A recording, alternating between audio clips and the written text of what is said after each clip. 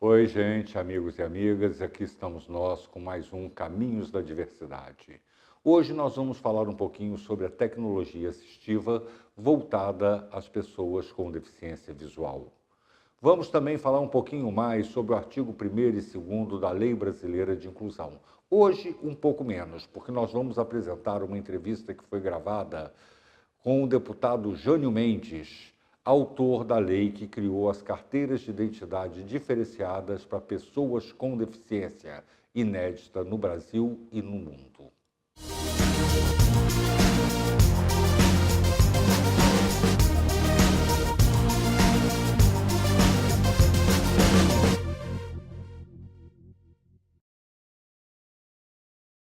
Amigos e amigas, Caminhos da Diversidade, eu sou Ayrton Becali. Eu vou falar nesse quadro com vocês a respeito de tecnologia assistiva. Como sempre, nosso primeiro bloco é voltado a essa tecnologia tão importante na vida das pessoas com deficiência. Mas antes de entrar especificamente em uma tecnologia ou outra que esteja em pauta agora, que esteja em evidência, é necessário que nós ponderemos uma coisa. No programa passado, eu falei sobre os investimentos em tecnologia assistiva no Brasil e a falta de conhecimento das pessoas sobre as tecnologias existentes. Não há como não se falar em ano eleitoral que deve a pessoa com deficiência ter a preocupação de saber dos candidatos, as propostas que têm, não só para as pessoas com deficiência, diretamente no que tange a qualidade de vida, de locomoção, de inclusão, de cidadania, mas como também um investimento em pesquisa, em ciência e tecnologia. Porque nós temos uma evolução, um triste dado, que o Brasil chegou a fazer um novo deficiente por minuto. E isso é algo muito alarmante. O IBGE já diz que temos 45 milhões de pessoas com deficiência no Brasil. E a tendência desse número, então, é aumentar. E é necessário, cada vez mais, que nós usemos a tecnologia para poder quebrar as barreiras. Não só as barreiras sociais, como as barreiras arquitetônicas, para termos uma inclusão plena. E isso só é possível também com investimento em tecnologia. Hoje eu vou falar um pouquinho menos, porque nós vamos apresentar uma entrevista gravada que é um pouquinho mais longo que as usuais. Mas eu quero voltar ao assunto óculos para cego ver. A deficiência visual é uma das que mais cresce no país, é uma das que mais preocupa. E a ONU atribui isso aos países subdesenvolvidos e em desenvolvimento, a baixa qualidade de vida, a condições precárias, a doenças associadas à pobreza. E é uma tecnologia cara. Mas há muita coisa no Brasil e no mundo acontecendo. O óculos, por exemplo, em questão, ele é um óculos que, uma vez colocado por um deficiente visual, ele tem um scanner que é capaz de escanear uma face de uma pessoa. Quando você se aproxima de uma pessoa, ele pergunta se você quer escanear essa pessoa. Se você disser que sim, se você der o comando para que ele escaneie, ele vai fotografar essa pessoa, você vai dar um nome a essa pessoa e ele vai guardar num banco de dados. Em qualquer lugar que você estiver depois, que esse óculos visualizar essa pessoa, que você olhar na direção que essa pessoa esteja, ele informa ao deficiente visual que a pessoa está no recinto, que a pessoa está no ambiente. Mas ele não faz só isso, ele lê. Ele é capaz de ler livros, ele é capaz de ler jornais. Basta que você direcione o óculos para a página do livro, para o jornal, e vá descendo, na medida que ele for lendo, e ele vai falando para a pessoa, para o deficiente visual, o que ele está lendo. Ele vai descrevendo. Ele é capaz de ler placas de rua, ele é capaz de ler sinalizações de trânsito, ele é capaz de avisar sobre obstáculos. Só que, como eu disse, repito e vou insistir sempre, uma tecnologia muito cara, que necessitava ser subsidiada. De alguma forma, o Banco do Brasil financia, mas há restrições ao acesso a esse financiamento, os quais eu expliquei no programa passado, que eu vou dar uma rápida pincelada, que são ser correntista do Banco do Brasil, não ter restrições de crédito. Não ter restrições de crédito só aí, num país em crise econômica como o que nós vivemos e na crise mundial que abalou o Brasil recentemente econômica, nós temos 65 milhões de brasileiros com nome em SPC Serasa que não têm condições de pegar essa linha de financiamento do Banco do Brasil. Na mesma linha do óculos, no Brasil, inclusive, no sul do Brasil, nós temos bengalas com GPS. Nós já temos bengalas com sensores que o cego não precisa mais tocar no chão. Basta que ele direcione a bengala para frente e essa bengala diz a ele, através de sinais sonoros, que ele está se aproximando de um obstáculo. Como você que tem carro ou que já andou num carro que tem um sensor de ré, que aquele bip-bip vai intensificando à medida que vai se aproximando do obstáculo até ficar uma coisa contínua. Tem uns que ainda são capazes, através de um fone de ouvido, informar para a pessoa a altura do obstáculo, fazer uma leitura de altura desse obstáculo. O nosso amigo Renê, que esteve aqui gravando com o no programa, né? Eu ri muito com ele, ele falou, se for na minha rua, aquilo vai virar um apito constante. Lamentavelmente, né, nossas ruas não estão muito preparadas para isso. Nós já temos países na América Latina aonde as calçadas elas têm uma guia, aonde o deficiente visual, o baixa visão ou o cego coloca a ponta da bengala nessa guia e por ali ele vai se guiando. Eu vou detalhar mais isso. Nós vamos falar bastante, explorar bastante essa tecnologia, mas falaremos de outras também. Nós falaremos sobre implantes de chips, sobre córnea artificial, sobre diversas outras coisas. E agora nós vamos falar sobre a legislação voltada às pessoas com deficiência. No programa passado, nós estávamos falando da Lei Brasileira de Inclusão, seu artigo 1º e 2º. E eu pretendo voltar a esses artigos antes de me alongar pela lei, que pretendo fazê-la toda comentada, primeiro artigo por artigo, depois por setor, educação, saúde, esporte, lazer, cultura, porque eu acho importante esses dois artigos. Esses dois artigos, eles dizem respeito a que pretende a lei e a quem se dirige a lei. E eu falei no programa passado que a definição de pessoa com deficiência nessa lei tem alguns pontos que geram polêmica, que um deles era a questão sensorial, porque nós não temos só o sentido da visão, da audição, nós temos outros sentidos. E as pessoas tendem a achar que, como a Lei Brasileira de Inclusão é uma lei posterior e específica, ela revogou tacitamente algumas outras leis. Só que a Lei Brasileira de Inclusão, quando ela quis fazer revogações, ela fez revogações específicas, explícitas, claras.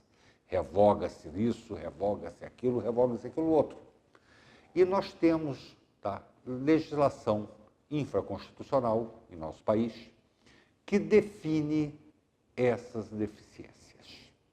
E eu vou ler para vocês, porque isso ainda está em vigor. Então, quando ela fala sensorial, esse sensorial está definido em lei anterior. E também ela traz uma inovação à nossa lei, que é muito importante. Porque antes nós tínhamos uma avaliação da deficiência sob uma ótica exclusivamente médica. A deficiência era uma doença a ser tratada, que poderia ter cura ou não. Hoje, você sabe que a deficiência pode ser proveniente de uma doença ou não necessariamente pode ser proveniente de uma doença. Então, a avaliação, ela leva em consideração outros fatores psicológicos, sociais, para a pessoa que, em determinada condição, tenha condições de convivência em sociedade em igualdade de condições. Isso seria feito por uma equipe multidisciplinar, para ser regulamentada a sua forma pelo governo federal. Mas eu quero voltar ali atrás, na questão sensorial, porque isso já gerou polêmica, isso já gerou discussão, isso já gerou inúmeras perguntas. E nós temos algumas decisões de tribunais que estão dizendo até que a perda de audição de apenas um lado não caracteriza, por exemplo, deficiência para fins de concurso público. Então, é muito importante que nós tenhamos em mente a legislação existente que não foi revogada. E eu trouxe essa legislação aqui, né, que eu gostaria de ler para vocês a parte que diz respeito, tá? Que é pelos artigos 3º e 4º do Decreto 3.298, de 1999, que veio regulamentar a Lei 7.853, de 1989. Ela diz no seu artigo 3º, para efeitos desse decreto, considera-se 1. Deficiência, toda perda ou anormalidade de estrutura ou função psicológica, fisiológica ou anatômica que gere incapacidade para o desempenho de atividade dentro do padrão considerado normal para o ser humano. 2. Deficiência permanente, aquela que ocorreu ou se estabilizou durante um período de tempo suficiente para não permitir recuperação ou ter probabilidade de que se altere apesar de novos tratamentos. 3. Incapacidade. A redução efetiva e acentuada da capacidade de integração social, com necessidade de equipamentos, adaptações, meios ou recursos especiais, para que a pessoa portadora, ainda se usava o termo portador, agora é pessoa com deficiência, para que a pessoa portadora de deficiência possa receber ou transmitir informações necessárias ao seu bem-estar pessoal e ao desempenho de função ou atividade a ser exercida. Aí ele continua. O artigo 4º. É considerada a pessoa portadora de deficiência, ainda está na nomenclatura antiga, a que se enquadra nas seguintes categorias. Aí ele vai falar da deficiência física e da deficiência auditiva e visual. Repare, então, que ele não pega os demais sentidos. Ele aqui explicita, deixa claro, é a deficiência auditiva e a deficiência visual que é considerada pessoa com deficiência. Aí a questão aqui que se discute muito, já em cima, desde a edição deste decreto, a perda da fala. Tem gente que não perdeu a audição e perdeu a fala, tem gente que perdeu a audição e perdeu a fala, tudo bem, se classifica na auditiva. Mas e a pessoa que perdeu a fala sem perder a audição? Essa pessoa não é considerada pessoa com deficiência? Essa pessoa não sofre preconceito? Essa pessoa não tem dificuldade no mercado de trabalho, dentro de escola, em vários locais diferentes? Por isso a importância da Lei Brasileira de Inclusão, quando ela muda o enfoque puramente médico e coloca o enfoque biopsicológico social. Porque ele vai pegar o enfoque médico, mas ele vai pegar também o enfoque psicológico, a situação psicológica que a pessoa se encontra e a condição social que a pessoa se encontra. Essa análise familiar, estrutura familiar, local que a pessoa mora, condições financeiras, associadas às questões emocionais e psicológicas dessa pessoa e o tipo de deficiência classificado da forma médica é que vai determinar se essa pessoa é pessoa com deficiência ou não. Então, o que acontece? Embora você tenha aqui uma legislação que não foi revogada, que vai classificar sobre a ótica médica a pessoa com deficiência, essa pessoa aqui pode ser desclassificada numa avaliação psicológica e social. E uma pessoa não classificada aqui pode passar a ser classificada nas outras duas avaliações. ela ampliou a lei brasileira de inclusão, ela ampliou e muito o conceito de pessoa com deficiência. É claro que, na dúvida, atribui-se a um grau de hierarquia e importância muito grande à ótica médica. Mas já que nós estamos falando com isso aqui, eu estou com o livro aberto, tá? Eu quero dizer para vocês que depois eu ainda vou trabalhar mais um pouco.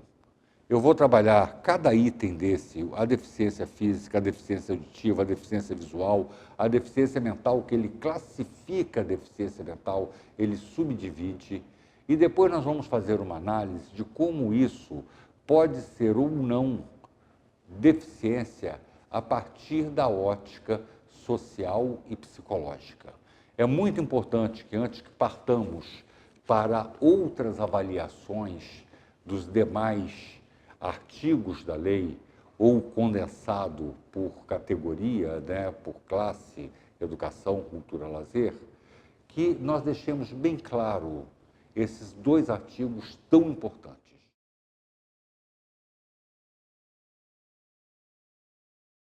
Estamos aqui com o deputado Jânio Mendes, autor da lei que cria a carteira de identidade especial para pessoa com deficiência no estado do Rio de Janeiro. Uma carteira diferenciada que, além de constar na sua carteira da cédula de identidade a inscrição pessoa com deficiência, vem acompanhada de um crachá oficial, aonde tem número da identidade, foto, nome da pessoa, tipo de deficiência, remédio de uso contínuo, o seu princípio ativo, alergias e um contato da família. Mas não é só isso, tem mais coisa e é o que o deputado vai falar com a gente agora. Deputado, prazer tê-lo aqui. Prazer é todo meu, Ayrton, poder reencontrar você aqui hoje no seu programa, falar de uma luta que a gente assumiu juntos, abraçou, né, e pôde dar esse fruto à sociedade carioca e à sociedade brasileira, porque a lei, a carteira de identidade diferenciada, que nasce no Rio de Janeiro, ela vai, com certeza, em breve, ganhar o Brasil e ser uma exigência nacional.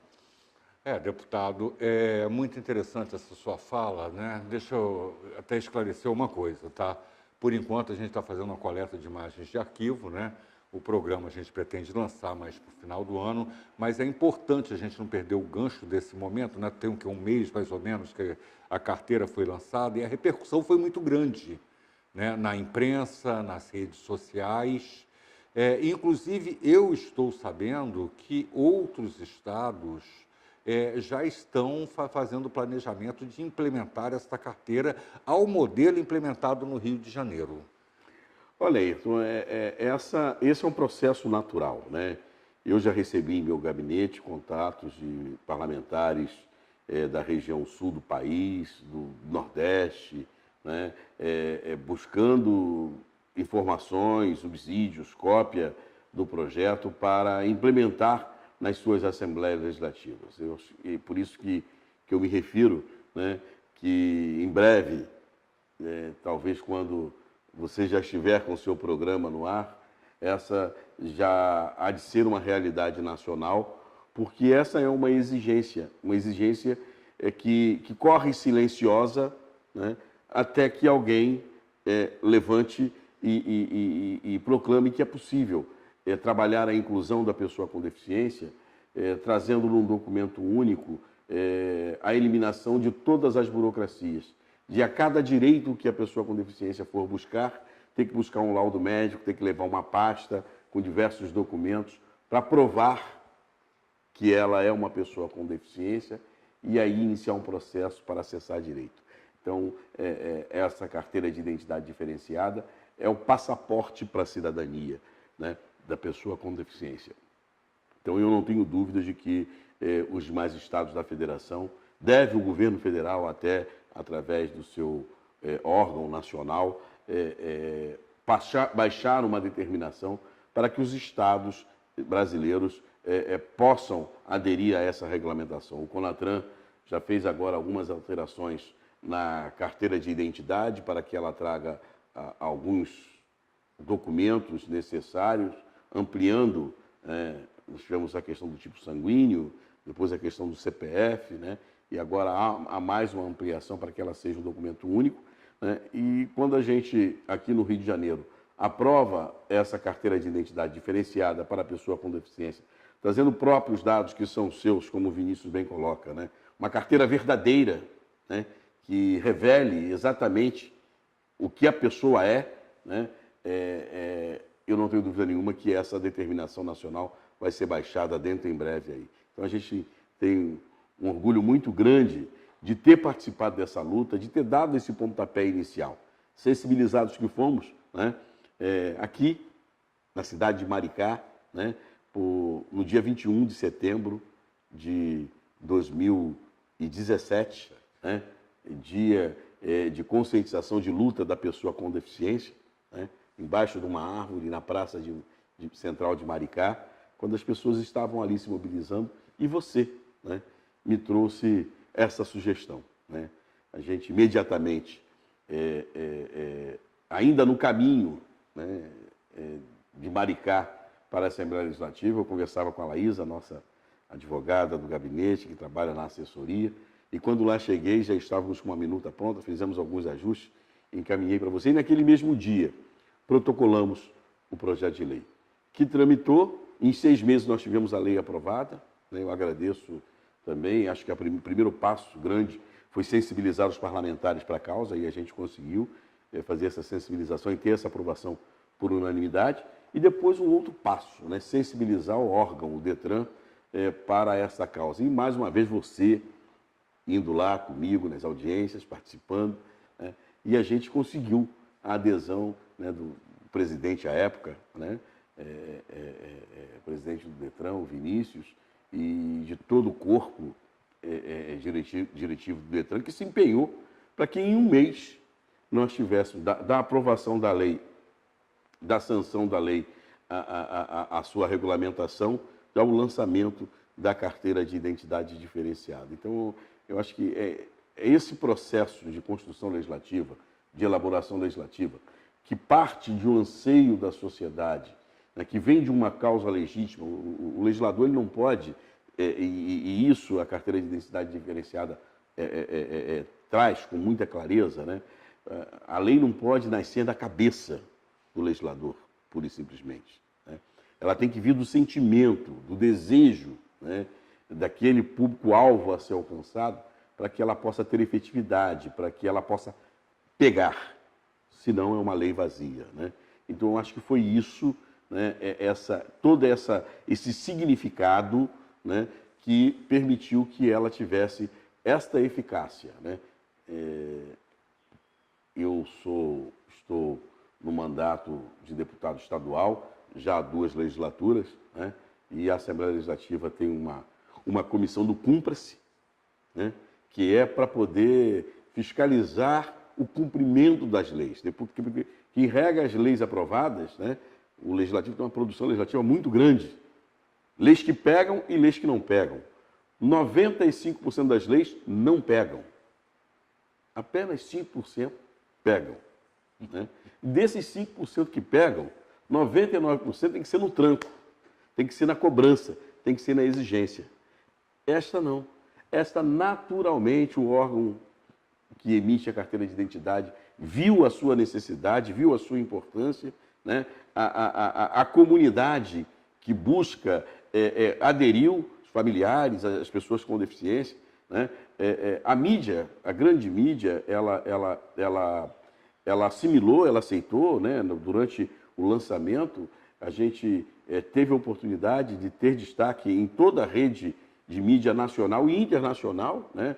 A própria ONU, né, através do seu órgão colegiado para o Brasil, acompanhou o lançamento e fez o registro, né, incluindo-a, inclusive, dentro daquela meta, né, da agenda. Da agenda. Né, para que um grau de efetivação da inclusão, né, que a próxima agenda da ONU é a agenda da inclusão. Então, colocou essa lei, a carteira de identidade diferenciada, como este grande passo da inclusão. Então, eu fico muito feliz de estar com você, né, e ser agradecido a você por ter propiciado a esse nosso mandato, né, esta oportunidade. Então, Mas, deputado, é muito interessante o que o senhor está falando. quero aqui retribuir porque você Não, mas costuma dizer, né, que ao longo da sua história de vida, você já bateu em diversas portas de parlamentares, de agentes públicos, né? E raramente encontrava portas abertas e sensibilizadas com a causa. isso isso que me impressionou. Me Então, eu quero impressionou. retribuir dizendo que a gente que caminha, a gente que anda, né, raramente a gente encontra demandas efetivamente que falem de causas coletivas como aquela que você me trouxe. O Então, que eu que sou agradecido. me surpreendeu muito, né? Porque no evento que fizemos, falaram, olha, tem um deputado aqui. Eu falei, mas tem um deputado? Eu não convidei político nenhum, não chamei ninguém. Né? Aí, vinda espontânea do senhor ao evento do Dia Nacional de Luta da Pessoa com Deficiência, nos prestigiar, já foi algo que me surpreendeu. Eu falei, então é a entrada que nós temos para conversar. Mas outra coisa que me surpreendeu, o senhor não questionou, né? O senhor imediatamente pegou o telefone na minha frente, fez contatos e a sua resposta foi muito imediata. Então, eu percebi ali uma sensibilização acima do normal com a ideia desta carteira. O que sensibilizou tanto o senhor, que motivou tanto o senhor? Porque foi uma coisa muito rápida. A sua reação, a sua resposta foi extremamente rápida. E eu percebi uma coisa pessoal ali, talvez, não sei se estou equivocado, que alguma coisa te tocou com relação a isso. Olha, Ayrton, eu faço um mandato dedicado à defesa da vida. Eu tenho uma identificação, talvez, com certeza, em razão da minha formação religiosa, cristã, da minha militância na minha comunidade católica. Eu tenho um compromisso maior com essa questão da defesa da vida, né? E a defesa da vida a gente não pode limitá-la, né, ao direito de viver, matar ou morrer, né? Eu acho que viver com dignidade, né, é um chamamento maior, né?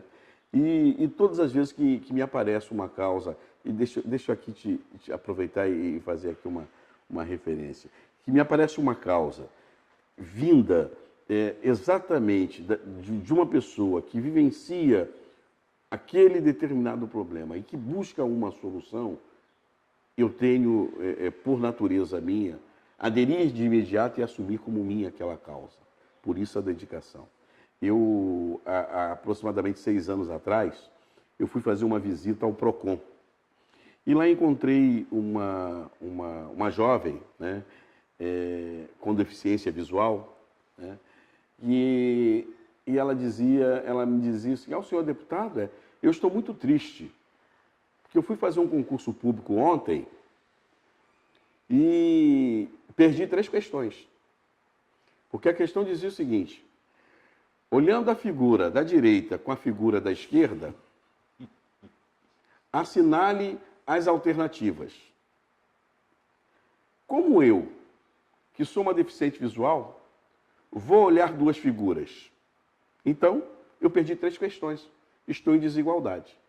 E é exemplo do que aconteceu naquele nosso episódio. Eu saí dali, fui para a Assembleia, e aí elaboramos um projeto de lei dizendo simplesmente o seguinte, as provas, toda vez que no concurso público houver a inscrição de uma pessoa com deficiência visual, as questões que tratam de comparação de figuras e de gráficos devem ser substituídas por questões de igual grau de dificuldade em braille.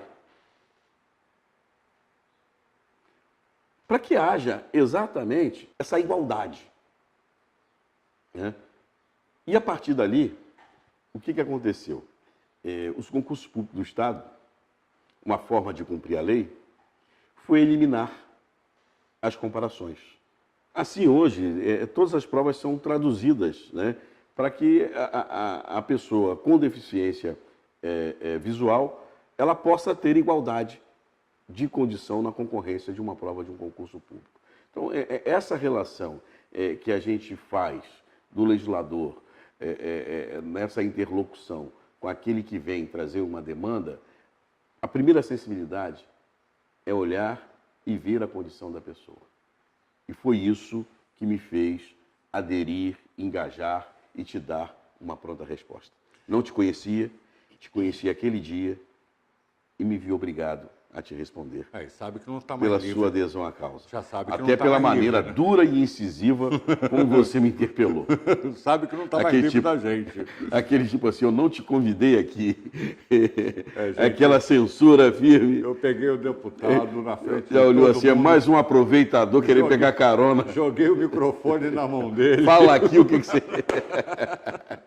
Pois é, deputado, mas foi muito gratificante essa surpresa para a gente. Deputados, falamos da carteira de identidade, foi lançado mês passado, sucesso absoluto, e quero dizer ao senhor que eu enganei o senhor, tá? Quando eu falei com o senhor, não, alguns países no mundo têm, não tem não, deputado, a sua carteira é inédita. O que tem são algumas associações de autistas de algumas coisas do mundo que fazem. Governamental, a sua é a primeira, parabéns, tá? Bom, Eu coloquei a menina, a Laísa, feito maluca para procurar, porque você me disse que em alguns países da Europa já era obrigatório e de fato não encontrou, não quis dizer isso não, tá? bom, deputado, Em eventos que nós encontramos. O crachá era Pois é. produzido para eventos. para eventos. Bom, deputado, mas eu sei que o senhor não parou nisso. O senhor falou também na proposta legislativa aprovada pelo senhor das provas de concurso no Rio de Janeiro, né? E eu sei que o senhor fez uma indicação legislativa para que o governo do estado do Rio de Janeiro criasse a delegacia especializada da pessoa com deficiência. Me fala sobre isso, o que te sensibilizou a isso, a importância que o senhor vê em termos dessa delegacia. Olha, Heitor, essa delegacia ela tem uma importância fundamental para que a gente possa avançar de fato na questão. Primeiro, a vulnerabilidade da pessoa com deficiência a toda espécie de violência, né? E a necessidade que temos de ter um tratamento. Em regra, quando se tem a visão de uma delegacia, o Rio avançou muito com a questão da delegacia legal, no aspecto da humanização, tanto da condição de trabalho do agente policial, quanto do usuário do sistema, na questão da delegacia da mulher. Alguns estados já avançaram na questão, e aí nós não estamos tratando de nenhuma inovação, porque Minas Gerais, São Paulo já vivenciam essa experiência da delegacia especializada para a pessoa com deficiência. Isso porque o atendimento à pessoa com deficiência requer toda uma especialidade na questão do atendimento. Há toda uma especificidade do atendimento ser humanizado, com uma pessoa que tenha um profissional capacitado, que tenha a compreensão e a sensibilidade para atender uma pessoa com deficiência, uma assistente social, a fim de que a gente possa compreender a partir daquela realidade, né? Uma pessoa que possa ter uma comunicação com o surdo, mudo, através da Libra, né? Da língua brasileira de sinais, né? Que possa, uma delegacia que tenha instrumentos, que tenha impressora, que tenha mecanismos, que hoje a gente tem na hora de você fazer a lavratura de um documento, né? Em braille, para que aquela pessoa ela possa fazer uma leitura daquilo que está assinando. Tudo isso vai contribuir para que a pessoa com deficiência tenha autonomia e que a gente passe para o processo de inclusão de fato, né? A gente já colocou no senso comum, né, a questão da adaptação de banheiros. Hoje você sai da universidade, o arquiteto, o engenheiro, ele sai formado, consciente, graças às universidades brasileiras e à luta da pessoa com deficiência, de que uma edificação, a maioria dos códigos de obras, de posturas dos municípios já fazem essa exigência, né? Que o empresário, quando ele vai investir num comércio, ele já faz com essa visão da inclusão. Então, já há toda uma sensibilização para a preparação do ambiente, né? É tamanho de porta, é banheiro acessível, rampas, enfim, tudo isso já está aí, né? Isso do ponto de vista material. Mas nós precisamos fazer a inclusão da pessoa por inteiro. E incluí-la por inteiro é garantir que ela tenha autonomia para caminhar sozinha, para acessar direito, para poder reclamar, para denunciar, né? Então, a delegacia especializada para a pessoa com deficiência, ela vai permitir isso. A pessoa com deficiência que sofre maltrato, que é vítima, né, de um estupro, de um abuso, né, ela sabe que ela tem uma delegacia, que tem alguém que vai poder com ela dialogar, que ela vai poder ter autonomia de chegar e fazer ali uma reclamação. E que aquela reclamação vai ganhar um andamento diferenciado. Ela não vai entrar na pilha dos processos da burocracia. Por que ela não pode entrar na pilha de um conjunto, né, de procedimentos de uma delegacia de polícia? Porque a vulnerabilidade da pessoa com deficiência, ela é maior. Ela é maior.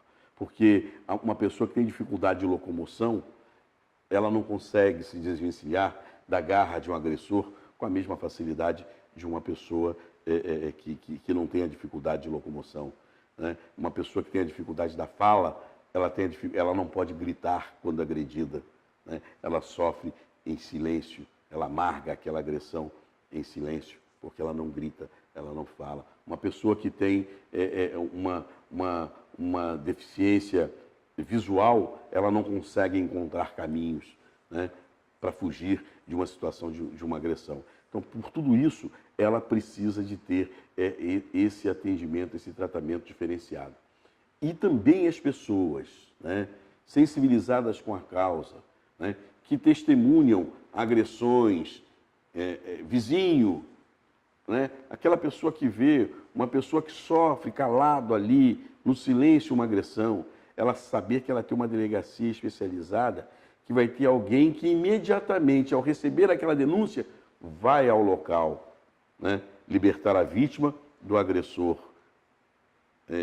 fazer com que o agressor responda dentro da lei por aquela agressão, né? São vítimas silenciosas, em regra, as pessoas com deficiência dessa agressão, né? Ainda hoje a gente avançou muito, eu costumo dar esse exemplo, né? Quando eu era menino, o portador de síndrome de Down ainda era tratado como mongol, né? E, em grande regra, vivia trancafiado em casa, acorrentado, porque a família tinha vergonha, a sociedade tinha vergonha, né? A gente avançou e a inclusão está aí, a gente teve a oportunidade de comemorar com a Débora, a primeira professora brasileira, né, que está aí há 11 anos no magistério, né, escritora, né, com a Fernanda Honorato, a primeira jornalista no mundo, apresentadora de programa de TV com síndrome de Down. A gente festejar o portador da síndrome de Down chegar aí aos 60, 70 anos de idade, celebrando núpcias. Não, e os atletas, né? Na Os atletas, a né? companhia da Aldance. Né? Então, você assistir tudo isso e ver que essas pessoas incluídas, elas têm um potencial muito grande, mas ainda não nos rincões, mas até bem próximo, mais próximo do que a gente imagina, né? A gente ainda vê algumas situações, né, da pessoa trancar. Trancar em casa é uma forma de violência. Esconder é uma forma de violência. Então, a delegacia, ela permite que todas essas situações, elas ganhem luz a partir da confiança de que o cidadão vai fazer uma denúncia e vai ter um procedimento investigativo e vai ter uma denúncia e teremos uma resolução daquela situação de violência. Deputado, é muito interessante isso, porque as pessoas não têm noção, até porque a mídia não divulga, isso não entra em estatística, né? Não há uma estatística diferenciada, foi pessoa com deficiência, não foi porque não temos a delegacia ainda implementada no Rio de Janeiro. Espero que o próximo governador se sensibilize com a sua indicação parlamentar para que faça isso. Nós vamos cobrar isso do próximo governador, né? Mas as pessoas não têm noção. Eu colhi o depoimento e publiquei de uma canadense que foi escravizada pelo marido. Ela ficou paraplégica, ela se dava muito mal com 2 muletas ou cadeira de rodas, e ela virou uma boneca sexual dele. Ele simplesmente tirava a cadeira de rodas, tirava as muletas e fazia com ela o que queria.